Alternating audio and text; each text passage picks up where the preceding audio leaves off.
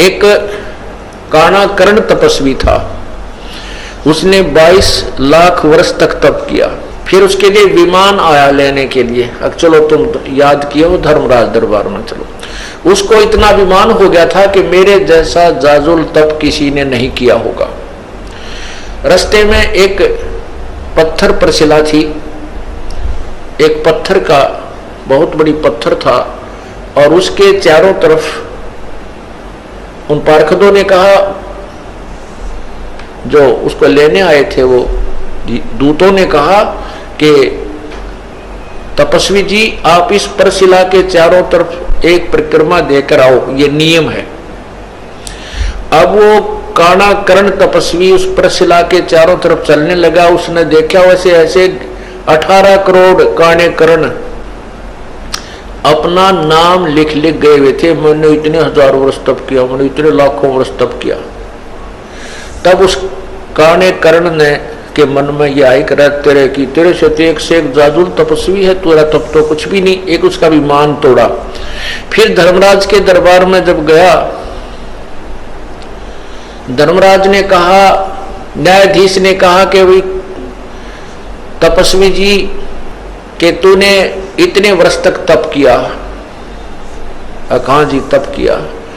कहने लगे कि अब और इतने वर्ष तक राज्य किया। तो कहने लगा कि धर्मराज के मैं न्याय करूं या रहम करूं, अदल करूं, अदल माने न्याय, अदल करूं या फजल करूं, फजल माने रहम। अब देखो बुद्धि भ्रष्ट होती है इंसान की।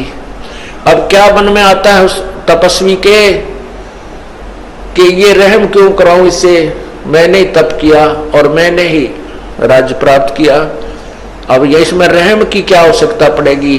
कहने लगा न्याय कर, अदल करो।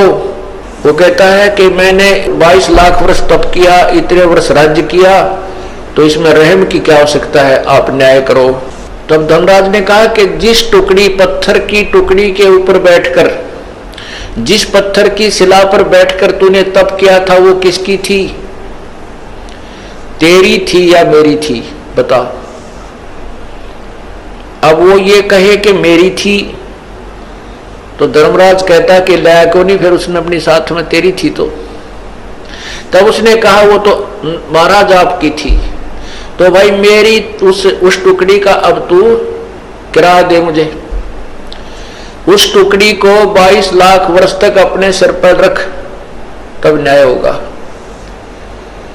तब कहता है रहम करो, अब रहम करो। ने बोला रहम करो तो मैंने अपने सिर पर रखनी पड़ेगी भाई, यह गलती मैं नहीं कर सकता। उसको सरब बना दिया और 22 लाख वर्ष तक वो मरता रहा, जीता रहा और उस टुकड़ी के नीचे उसका वास रहा।